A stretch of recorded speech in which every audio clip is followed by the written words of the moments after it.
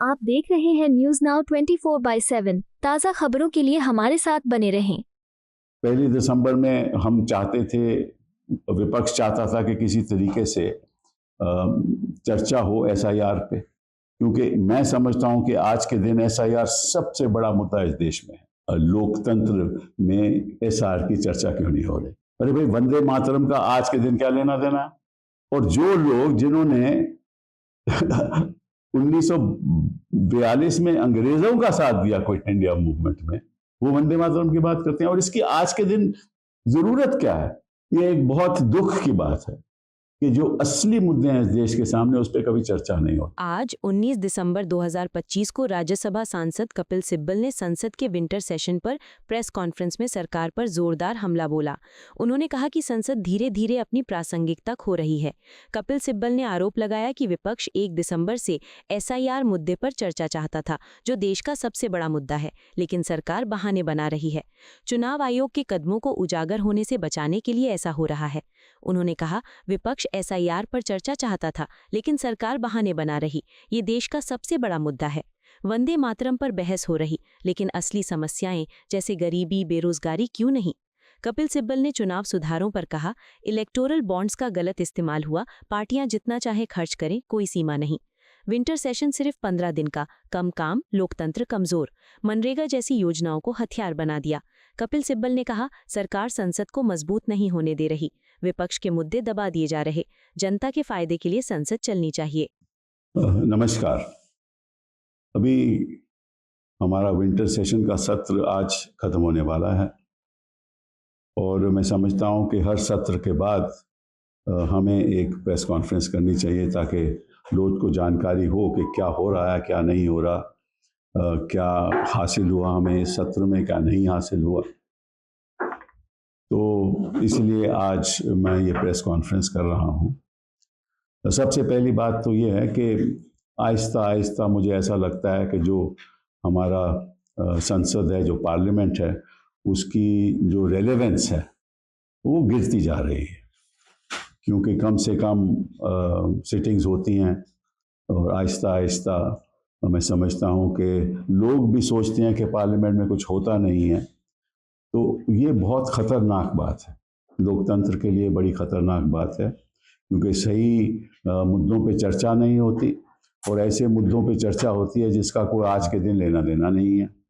तो पहली बात तो आपसे कहना चाहता हूँ कि आप देखिए कि 1 दिसंबर से लेकर 19 दिसंबर तक ये सेशन है। इनमें लगभग 15 सिटिंग्स हुई।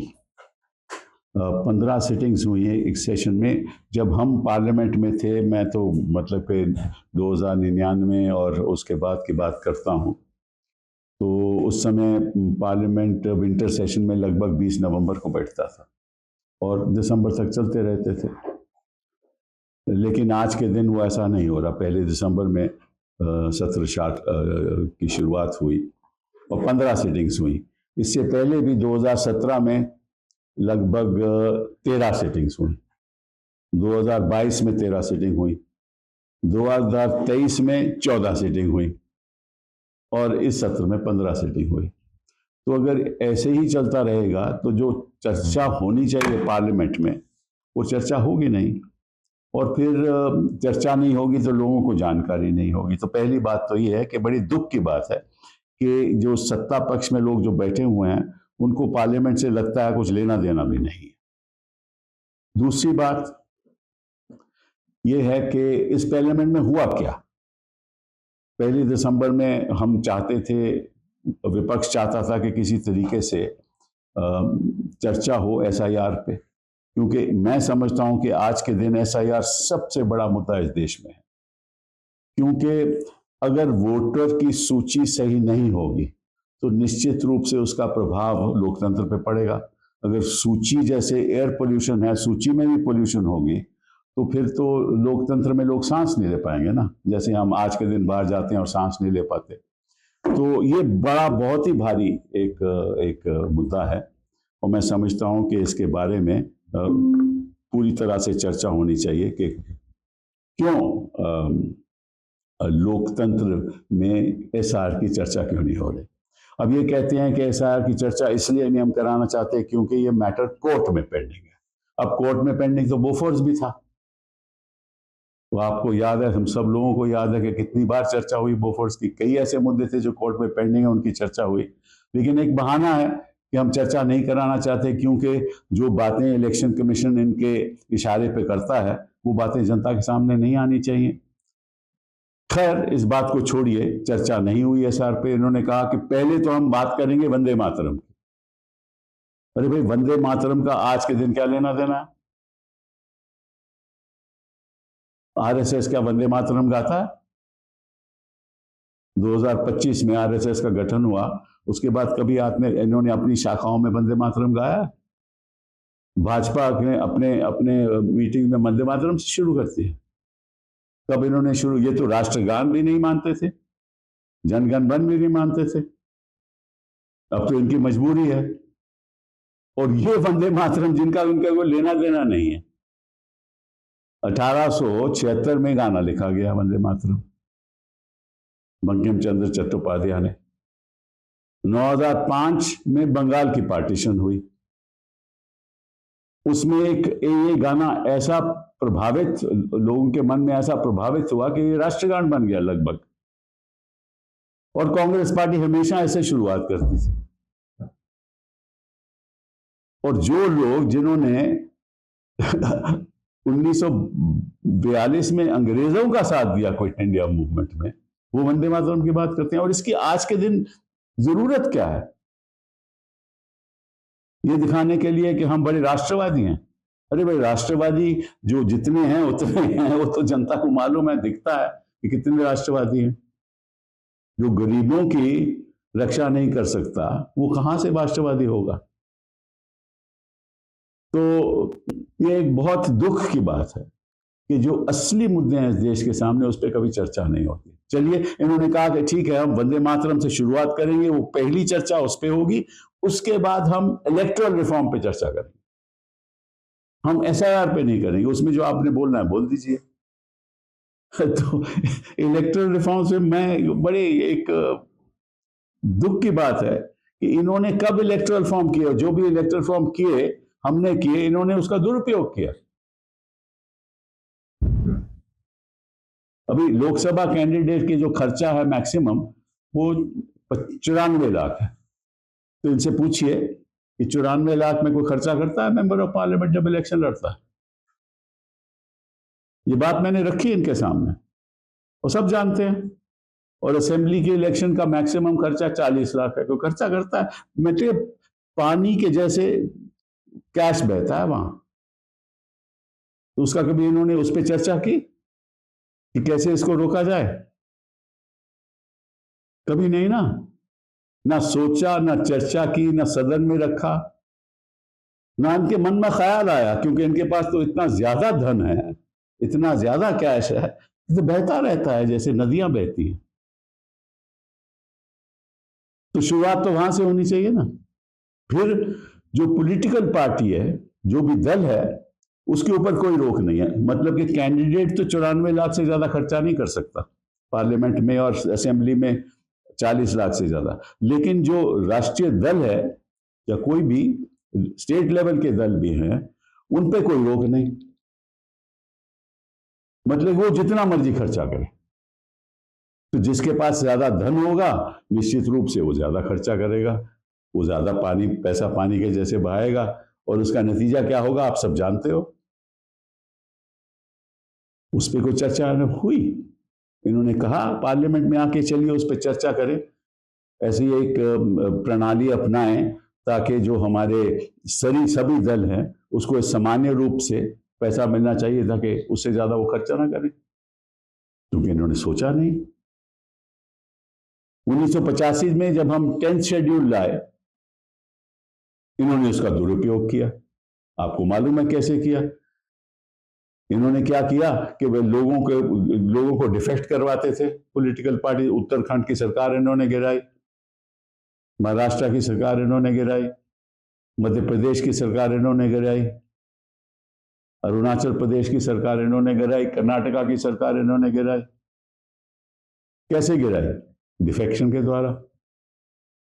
मतलब कि दुनिया में कोई ऐसा उदाहरण नहीं है कि चुने हुए लोग अगर किसी असेंबली में बैठ जाएं, उनको डिफेक्शन द्वारा वही सरकार, जो चुने हुए लोग के गिरा दो सरकार और अपनी बना लो, गवर्नर इनका, स्पीकर इनका।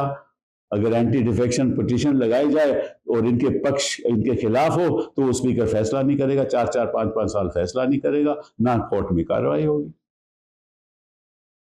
इन्होंने कभी सोचा उसके बारे में कि ऐसा नहीं होना चाहिए, सरकारें ऐसे नहीं गिरानी चाहिए? इस रिफॉर्म के बारे में सोचा इन्होंने? ये मुद्दा लाए कभी? नहीं लाए ना। फिर पार्लियामेंट में सोचा कि तो कोई फायदा ही नहीं, क्योंकि 10th शेड्यूल में स्प्लिट का एक प्रावधान है, कोई स्प्लिट तो मतलब कि उसका कोई फायदा ही नहीं है, वो रद्द कर दिया गया। फिर केवल मर्जर की बात आई। हाँ, ये मर्जर पार्टी की करवाते नहीं है, असेंबली में लोगों को ले लेते हैं। तो मतलब कि जहां कानून है उसका दुरुपयोग होगा। फिर बात करेंगे इलेक्टोरल रिफॉर्म की कि हमें चर्चा करनी है इलेक्टोरल रिफॉर्म। क्या है वो electoral reform? 1 nation 1 election, 1 nation 1 language, 1 nation 1 election, 1 nation 1 party, 1 nation 1 outcome. इनका लक्ष्य केवल एक ही है कि राज्य सरकारों को गिराओ, जैसे हम कहते हैं गिराते रहे हैं, कब्जे में करो। जब सब राष्ट्रीय सरकारें इनके कब्जे में आ जाएं, फिर संविधान बदल दो। 1 nation 1 election, 1 nation 1 party, 1 nation 1 outcome. ये इनका इलेक्टोरल रिफॉर्म का मुद्दा है और इस पर चर्चा करना चाहते हैं। तो क्या हो रहा है पार्लियामेंट में और इस सत्र में क्या हुआ, ये क्या क्या लाए? ये भी एक बड़ी अजीबोगरीब बात है कि इन्होंने क्या अहमियत किस चीजों की दी। पहले तो उन्होंने कहा कि हम ये जो न्यूक्लियर एनर्जी के ऊपर, और 3 चीजें हुई इस सत्र में न्यूक्लियर एनर्जी के ऊपर, इंश्योरेंस, FDI 100% और मनरेगा को इन्होंने खत्म किया, नाम बदल दिया और इसको खत्म भी किया लगभग। ठीक है, चलो तीनों पे 2-2 मिनट पे बात करेंगे। पहली बात तो इंश्योरेंस की बात करते हैं। इन्होंने कहा कि FDI अब 100% बाहर से पैसा आप ला सकते हो, कोई ऐसे में पाबंदी नहीं। अब मैं याद इनको कराना चाहता हूं कि जब ये विपक्ष में थे तो हम FDI का बिल, हमने इंश्योरेंस का बिल लाए थे हम, और हमने कहा कि भाई 49%, 49% फॉरेन डायरेक्ट इन्वेस्टमेंट हो सकती है इंश्योरेंस सेक्टर में। इन्होंने इसका विरोध किया। उस समय मुझे याद है कि अपने इन्हीं के जो मंत्री थे उन्होंने कहा कि नहीं, हम 49% को नहीं मानते, आप 26% रखिए। 26% रखना पड़ा हमें। फिर जब ये सत्ता में आए 2014 में, इन्होंने ऑर्डिनेंस जारी कर दिया, वो 26 का इन्होंने खुद ही 49% कर दिया जब ये सत्ता में आए। उस समय विरोध करते थे और फिर उन्होंने 74% कर दिया खुद ही, और आज 100% कर दिया। तो जिस पे आप विरोध कर रहे थे, जब हम चाहते थे कि भाई आप इसकी 49% करो, वो भी नहीं माने। जैसे ही सत्ता में आए उन्होंने 49% कर दिया। ये तो इनका रवैया है। ये राष्ट्र के बारे में नहीं सोचते, ये राजनीति के बारे में हर मिनट सोचते हैं, क्योंकि इनको राजनीति ज्यादा पसंद है। राष्ट्र का जो जो जो जो तरक्की हो, इसके बारे में उनको कोई लेना देना नहीं। पहली बात तो ये। चलिए, ये तो इंश्योरेंस की बात होगी। जहां तक मनरेगा से सवाल है, ये तो मैं समझता हूं कि ये महात्मा गांधी जी का नाम ही मिटाना चाहते हैं। बात तो करते हैं महात्मा गांधी जी, खादी पे तस्वीरें भी दिखाते हैं, आपको याद हो ना, चरखा, लेकिन चक्रव्यूह चलाते हैं। और ऐसा चक्रव्यूह चलाते हैं। मतलब मैं पूछना चाहता हूं, महात्मा गांधी मनरेगा ऐसी एक स्कीम थी जो गरीब लोगों के लिए थी। आपको याद होगा कि कोविड के वक्त इतनी काम आई है स्कीम, ना स्कीम होती तो बड़ी प्रॉब्लम हो जाती। तो इसी से तो जो पॉवर्टी है, जो गरीबी है, उसको उन गरीब लोगों को कुछ राहत मिली। और इसमें जो स्कीम है, इसमें 57% स्कीम में जो लेबर है वो महिलाओं की है। 57% महिला काम करके पैसा कुछ कमाती थी ताकि थोड़ा सा अपनी अर्निंग, उनके घर में जो उनका पैसा है जरा मिल जाए उनको। 57%। और तमिलनाडु जैसे जगह पे तो 80% थी। और मुझे आज भी याद है, इसका भी ये राजनीतिक दुरुपयोग करते हैं। इन्होंने कोई खामी ढूंढ ली पश्चिम बंगाल में, उनकी स्कीम बंद कर दी। पश्चिम बंगाल को कोर्ट में जाना पड़ा कि भैया स्कीम तो लागू करो। कोर्ट ने इनके हक में, पश्चिम बंगाल के हक में फैसला दिया। अभी तक लागू हुई है नहीं मुझे नहीं जानता, लेकिन ये तो है कि एक तरफ तो ये महात्मा गांधी की स्कीम को खत्म करना चाहते हैं। ये भी अब सीजनल हो गया, डिस्क्रेशनरी हो गया, ये राइट्स बेस्ड स्कीम नहीं रही अब। और सबसे जो दुख की बात यह है कि इस स्कीम के अंतर्गत केंद्र सरकार की जो कंट्रीब्यूशन है वो 90% थी, मटेरियल के ऊपर और लेबर के ऊपर 90%। और जो राज्य सरकार थी उसकी कंट्रीब्यूशन 10% थी। तो इन्होंने कहा कि अब स्कीम जो होगी उसमें जो केंद्र की कंट्रीब्यूशन होगी वो केवल 60% होगी और राज्य सरकारों की कंट्रीब्यूशन 40% होगी। राज्य सरकारों के पास तो पैसा ही नहीं है, तो स्कीम कहां से लागू करोगे? तो सीजनल 40% कंट्रीब्यूशन राज्य सरकारों की, और कहा है कि 100 दिन की हम 125 दिन की हम गारंटी करते हैं। कहां से गारंटी करेंगे? और पंचायत तय करेगी। मतलब कि जो मतलब इस देश में गरीब के लिए तो कोई कुशन है नहीं ना। बाकी देशों में जब गरीब को मतलब कि बेरोजगार हो जाए कोई तो उनको डोल मिलता है, सरकार ही पैसा देती है। यहां वो कुशन तो है नहीं। ये एक ऐसी स्कीम थी जहां थोड़ा बहुत कुशन था, वो भी इन्होंने खत्म कर दिया।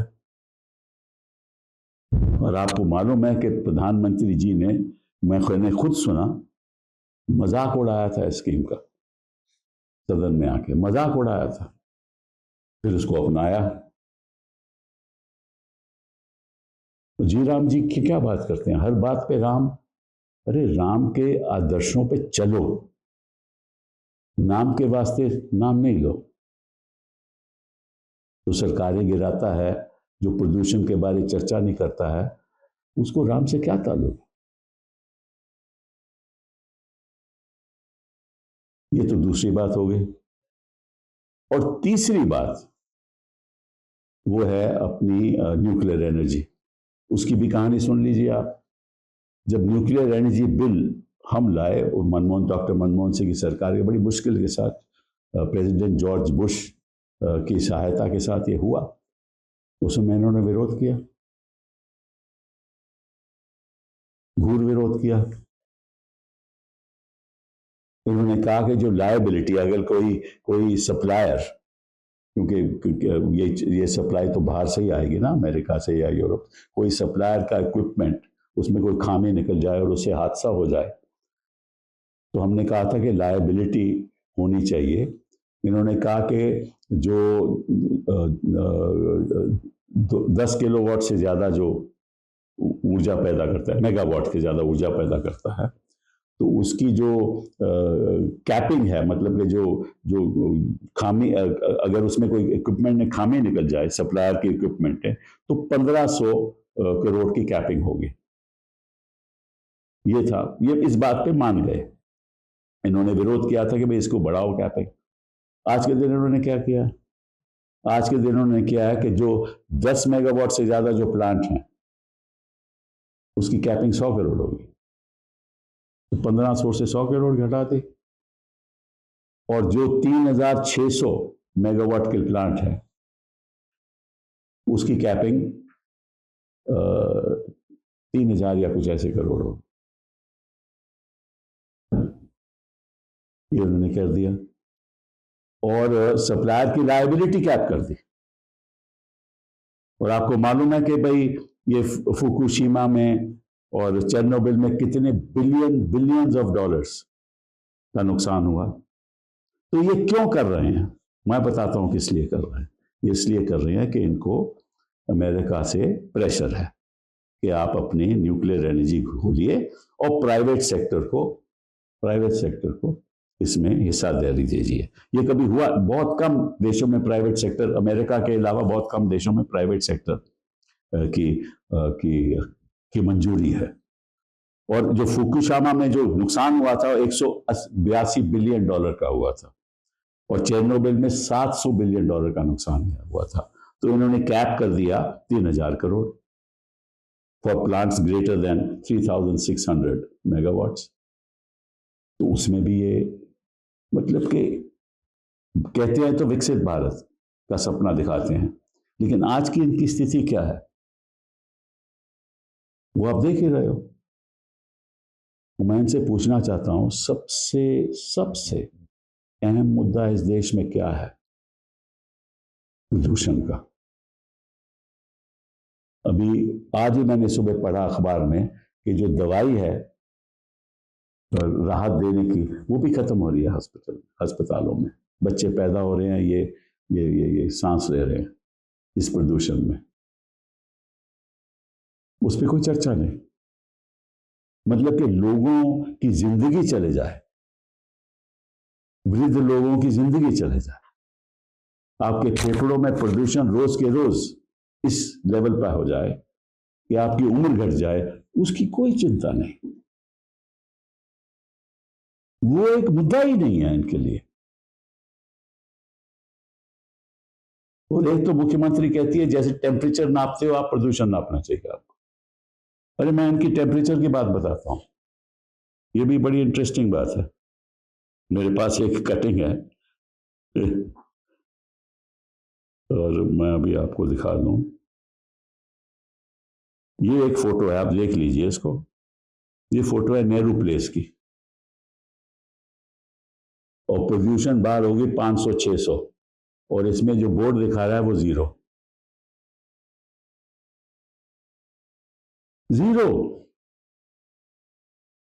अब देखिए इसको, मतलब कि parameters PM 2.50, PM10 0, SOx 0, NOx 0, ये है ही 0। इनकी सरकार ही 0 है, क्योंकि इनको कोई आम आदमी से लेना देना नहीं, कोई लेना देना नहीं। गरीब हो तो जो थोड़ा बहुत रोजगार है उसको भी ले लो, बाहर से निवेश आता हो न्यूक्लियर डिस्ट्रिक्ट के, उनकी कैपिंग कर दो, नुकसान कितना भी हो जाए। जिन बातों पे आप विरोध करते थे उनको अपनाओ।